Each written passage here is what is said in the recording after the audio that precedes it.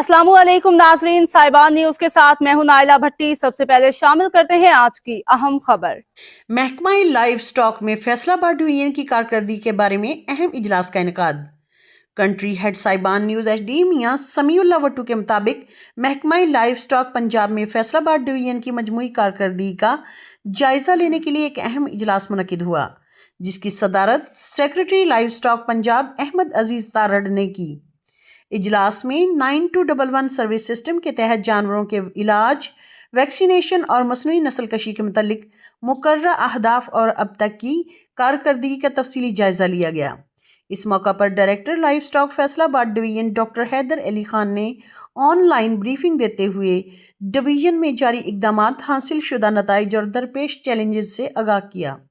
Secretary live stock Ahmad Aziz Tarar ने इजलास से खिताब करते हुए कहा कि मवेशी पाल हजरात की दहलीज तक मयारी और बर वक्त वेटनरी सहूलियात की फराहमी हुकूमत पंजाब की अव्वलीन तरजीह है, जिसके लिए मौसर निगरानी और कारकर्दगी का तसलसल इंतहाई ज़रूरी है।